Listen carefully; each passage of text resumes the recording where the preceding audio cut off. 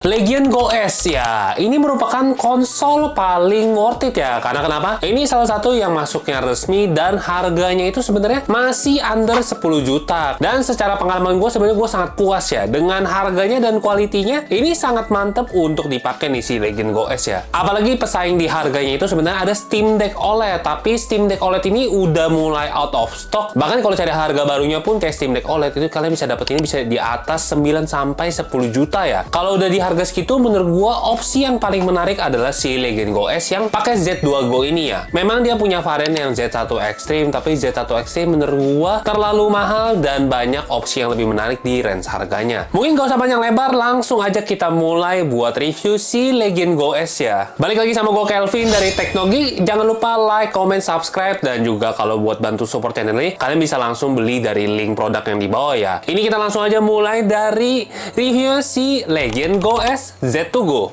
Nah, untuk prosesor sendiri dia pakai Ryzen Z2 Go yang sebenarnya Ryzen Z2 Go ini kalau secara tabel ya, dia tuh memang di bawah Z1 Extreme. Tapi kalau dibandingkan sama Steam Deck, dia masih lebih kencang ya. Jadi, makanya performanya juga lebih baik. Untuk operating systemnya sendiri, dia pakai Windows 11 Home ya, yang resmi di Indonesia. Sebenarnya kalau di luar itu sendiri, dia ada yang SteamOS yang warnanya hitam. Tapi kalau di sini tuh dia nggak masuk. Tapi nggak perlu khawatir, kalian gampang banget sebenarnya untuk install si SteamOS-nya ini. Dan gue sangat merekomendasikan kalian untuk ganti ini ke SteamOS karena prosesor Z2 Go-nya itu tidak terlalu kencang ya untuk menjalankan Windows dan bahkan banyak game yang bisa dibilang underperform kalau gue udah cek di internet. Makanya kalau kalian beli ini, gue sarankan langsung ganti aja ke SteamOS. Untuk cara installnya juga gampang, kalian bisa langsung cari-cari aja di internet ya. Nah, untuk layar sendiri, ini adalah salah satu yang gue cukup suka ya. Layarnya ini termasuk gede, di 8 inch IPS. Untuk akurasi warnanya juga udah termasuk bagus ya, karena kalau gue pakai buat main itu sangat nyaman. Tapi memang dia itu layarnya agak glare nih. Makanya di sini gue pakai aksesoris anti goresnya itu yang anti glare dari G-Shock. Nah, itu bikin pengalamannya jadi lebih mantap. Memang warnanya akan lebih berkurang dibandingkan pakai IPS langsung. Tapi menurut gue kalau anti goresnya ini pakai yang anti glare masih nggak ada masalah ya. Menurut gue masih enak di mata ya. Kecuali kalau OLED dipakai anti glare itu sangat berbeda banget warnanya. Nah, untuk RAM dan storage-nya sendiri, untuk di Indonesia itu dia masuknya cuma yang satu varian untuk Z2 Go. Itu di yang RAM-nya 16 GB sama storage-nya 512 ya. Kalau yang Z1 Extreme itu dia RAM-nya udah 32 dan storage-nya 1 tera. Tapi menurut gue 512 GB di sini ya kalian bisa upgrade aja sendiri. Walaupun sekarang harga SSD memang lagi mahal-mahalnya ya. Bahkan harga SD card pun juga mahal. Kebetulan gue kan ada SD card 1 tera dari pakai di Steam Deck OLED tuh. Jadinya masih nggak ada masalah gue pakai di sini. Tapi buat kalian yang beli kalau 512 GB mungkin agak mentok ya. Mungkin kalian harus tambahin storage atau upgrade SSD-nya. Baterainya sendiri dia pakai 55 Wh yang sebenarnya udah termasuk oke lah ya untuk main game benteng. Itu dia masih bisa bertahan kayaknya sekitar 3-5 jaman ya. Tapi kalau main game berat ya 55 Wh mah cuma bisa bertahan 1,5 jaman lah kira-kira untuk game berat kalau main di full TDP-nya ya. Kalian tinggal pinter-pinternya main TDP di sini karena kan kalau pakai SteamOS juga atur TDP-nya itu termasuk gampang. Dan chargingnya bisa sampai 65 watt yang udah disediain dalam kotak. Jadi kalian udah nggak perlu pusing nih. Untuk speakernya sendiri dia ada di kiri sama kanan. Yang speakernya ini dia 2 watt integrated speaker system ya. Ini kalau tulisannya di website Lenovo ya. Untuk suaranya sendiri sebenarnya termasuk cukup oke. Cuman dia gue merasa kurang kenceng aja nih kalau kita main di full volume. Itu dibandingkan sama handheld lainnya, dia tuh suaranya kayak nggak bisa gede banget ya. Mungkin karena 2 watt ini jadi dia nggak bisa ngasilin power atau suara speakernya lebih kenceng nih.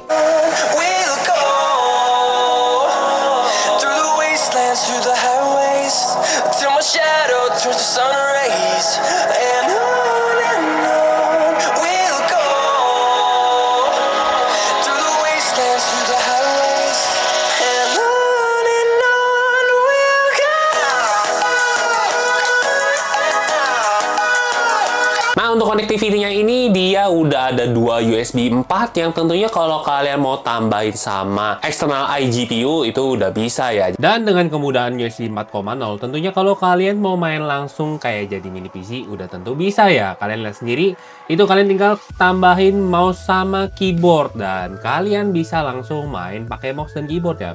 Apalagi kalau buat main game FPS tentunya akan lebih enak. Untuk connectionnya dia bisa Wi-Fi 6E dan Bluetooth-nya udah 5,3 ya. Yang kalau menurut gue sekarang udah lebih dari cukup. Dimensinya ya karena 8 inch ini tak expect lumayan gede lah. Untuk beratnya sendiri dia 730 gram yang menurut gue masih di batas normal lah ya. Belum terlalu berat sampai 800-900 gram. Megangnya juga termasuk nyaman. Dia punya grip yang sangat nyaman untuk dipakai. Lalu untuk analognya sama trigger ini udah ada Hall effect ya. Jadi kalian nggak perlu khawatir kalau dia nanti bakal ngedrip karena di sini udah lebih awet. Dan untuk LR triggernya ini adalah salah satu yang gue cukup suka. Dia punya adjustable trigger switch yang kalau kalian switch ini kalian bisa ganti mau dia modenya langsung ngeklik-klik dan bisa diganti LR-nya ini kalau kalian mau miripin sama controller lama yang kalau mau dipencet itu dia sampai harus ke paling bawah. Kalau gue sih jujur lebih suka yang modenya udah ngeklik nih. Jadi untuk mencetnya nggak perlu effort terlalu gede sampai dia LR-nya terlalu bawah. Dan di bagian kanan bawah analognya dia itu ada trackpad yang kalian bisa pakai yang bentuknya cukup kecil. Tapi menurut gue sendiri gue jarang pakai ya, karena kalau gue dipakai SteamOS gue lebih sering pakai controller. Tapi ya mungkin kalau kalian suka navigate pakai trackpad ya bisa kepake lah. Dan karena kita ngomongin kipasnya di bagian belakangnya ini dia modelnya kayak honeycomb gitu ya. Jadi untuk ngebuangnya itu termasuk cukup gede lah di bagian belakangnya. Dan di deket sama adjustable trigger switch yang tadi gue bilang itu dia ada tombol makro 2 ya, Y1 sama Y2 yang seperti gue udah bilang sebelumnya kalau tombol makro tuh gue sebenarnya jarang pakai sih. Hampir nggak ada kegunaannya kalau buat di gue. Nah ini gue kasih lihat sekilas juga kalau dia tidipnya lagi paling gede dan fan-nya paling kenceng nih. Mungkin dari kalian kedengarannya kayak gede, tapi sebenarnya nggak gede kok, karena ini kan gue deketin mic ya. By normal ini kipasnya masih enak di kuping kok. Dan tentunya pengalaman gue pakai SteamOS di sini sangat nyaman ya. Ini bener-bener mirip sama Steam Deck. Namanya juga pakai SteamOS dan dia juga kan udah official support. Yang sebenarnya bugnya itu hampir nggak ada. Tapi ada bugnya sebenarnya. Ini kejadian kalau gue lagi main dan mau ganti TDP cepet-cepet atau kadang mau ganti TDP-nya itu ke low watt ya. Itu dia suka ngebug nyangkut side menunya. Itu mesti nunggu sekitar beberapa menit. Yang ini bisa dibilang cukup lama dan cukup mengganggu ya. Jadi buat kalian yang mau main ini, kalau mau ganti TDP-nya itu, kalian harus gantinya pelan-pelan sih, walaupun sebenarnya nanti akan kejadian juga ya. Tapi ya, hanya itu aja kalau menurut gue minor bug-nya dari si SteamOS di Legion Go S ya. Sisanya pengalamannya sangat mirip pakai Steam Deck OLED ya. Nanti mungkin kalian bisa lihat ya di video Steam Deck OLED ya. Mirip-mirip lah, kalian mungkin mau tambahin decky loader juga bisa di sini. Untuk SteamOS di sini tentunya performance profile-nya juga udah keset ya. Dia ada low power, ada balance, sama ada performance. Atau kalau kita mau custom mode TDP juga bisa, kalian tinggal pilih ke custom dan kalian bisa atur TDP limitnya itu dia bisa sampai 33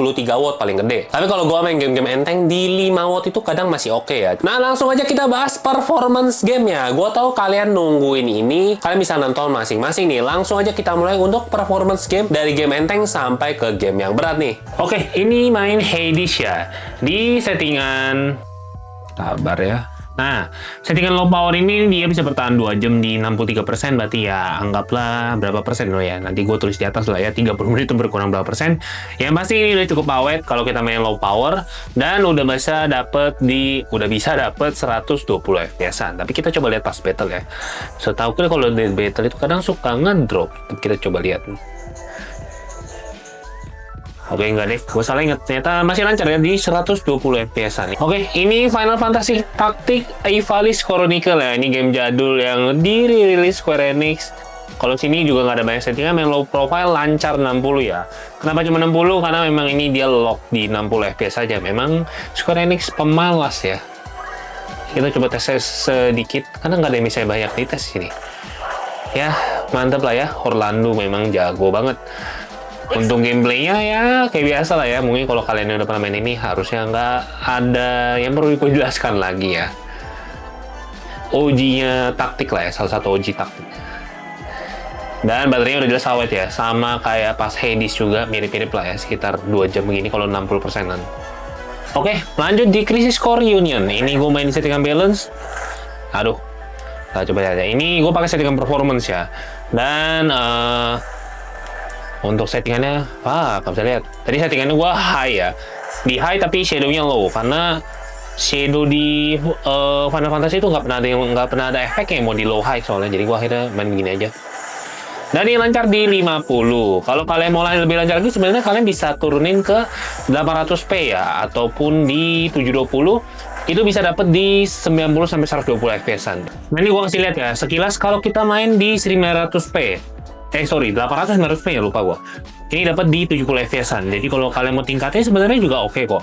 Karena di 900p itu nggak kelihatan beda jauh ya. Aduh, gua kena sangguin.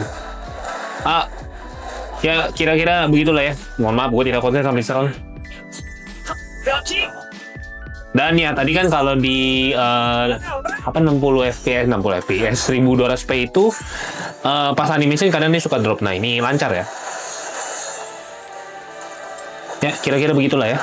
Sekilas gua kasih lihat kalau di 900p. Lanjut ke Cyberpunk, langsung gue tunjukin settingan awal dia di ini gue settingnya kalau nggak salah Steam Deck ya. Terus gue ganti ke FSR 3. Ini yang performance dan nyalain si frame generation, dan udah jelas ini performance-nya dapat di sekitar 50-an. Ini lumayan banget sih. Ini gue settingan ya performance ya. Kalau kalian merasa nggak nyaman sama delay dari ini, tapi kalau FSR 3 ini di Cyberpunk entah kenapa delaynya hampir nggak berasa sih. Ada, tapi nggak sampai kayak berasa nggak enak gitu. Jadi menurut gue udah lebih dari cukup, dan ini dapat di 60 fps-an juga loh. Kita lawan sih.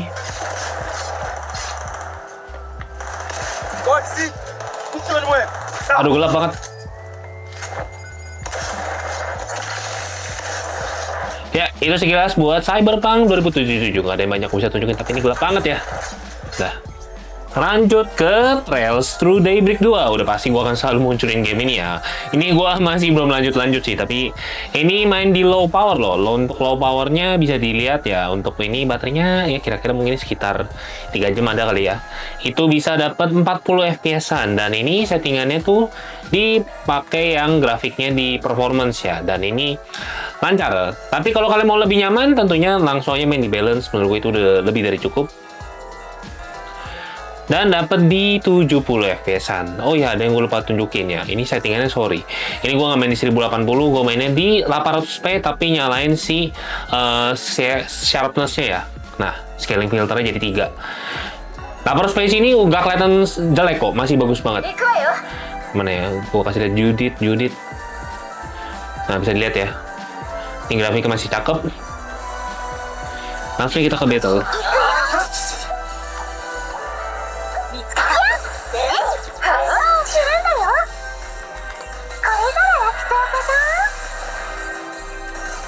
Dan kalau kita mau main di full power, dia bakal tentunya dapat FPS yang jauh lebih gede.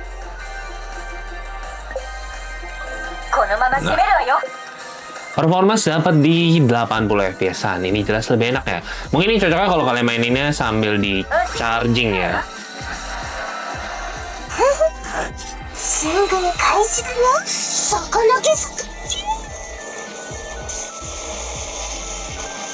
Oke, itu aja sekilas buat Trails Through Daybreak 2. Ini Hogwarts Legacy ya. Di sini bisa dilihat dapat 60 fps-an, udah pasti dia mainnya di settingan performance ya. Tapi sebelum itu gue tunjukin dulu settingnya ya.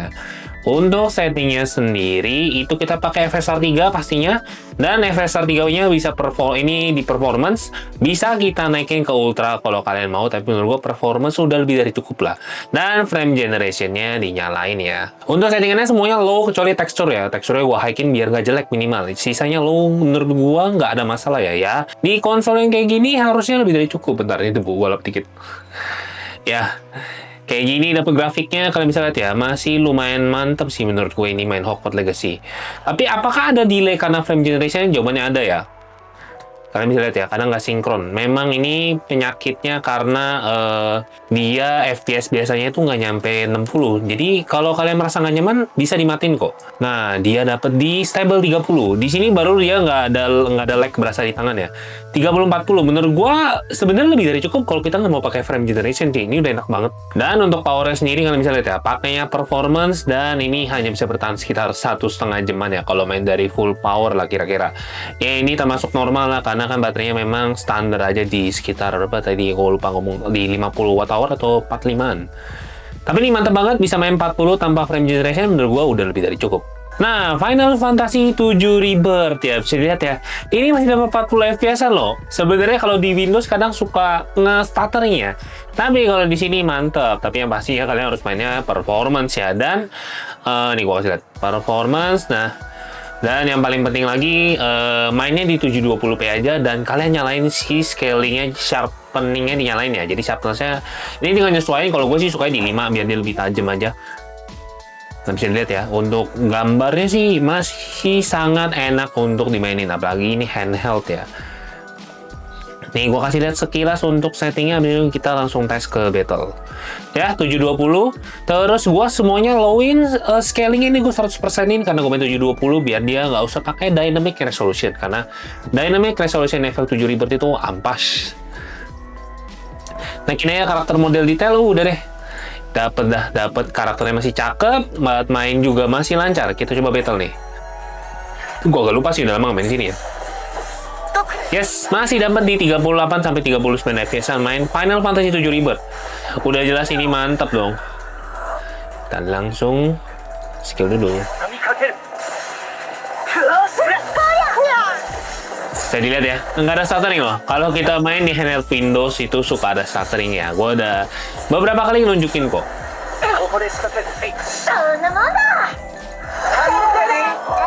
Yes. Itu dia sekilas buat Final Fantasy 7 Rebirth. Nah, karena Resident Evil Requiem udah mau keluar, gue coba main Resident Evil Village ya. Di sini gue udah ya baru kelas 1 bos, dan kalian lihat dapat 70 FPS-an. Udah jelas, tapi ini pakai performance, dan gue pas kali ini nyala nggak ya? Enggak. Ini agak mengejutkan karena gue nggak nyangka game ini jalannya lumayan lancar loh. Jadi Capcom bagus banget dia optimisasinya. Ini gue masih 1200p, dan super resolutionnya gue nyalain balance, dan texture quality-nya mostly gue taruh high kok. Kecuali yang bagian-bagian shadow tuh gue taruh mid.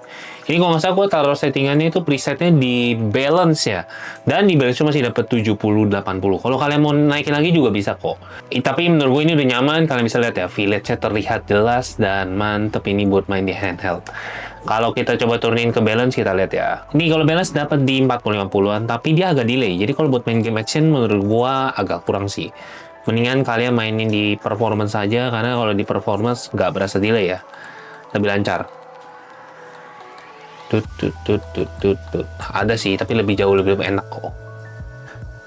Gitu ya sekilas Resident Evil Village sebelum menyambut si Leon di Resident Evil Requiem. Nah, untuk paket penjualan sendiri memang dia tidak selengkap di Legend Go 1 ataupun Legend Go 2 ya, karena 2 itu pasti dapat casing. Kalau di sini kita cuma dapat konsolnya aja sama power chargernya itu yang 65 watt. Udah itu aja isi kotaknya, nggak ada yang terlalu aneh-aneh. Aksesoris yang gua sarankan kalian beli adalah tentunya anti gores, anti glare yang tentu ini mendukung kenyamanannya, karena layarnya ini cukup mantul kalau kalian nggak pakai.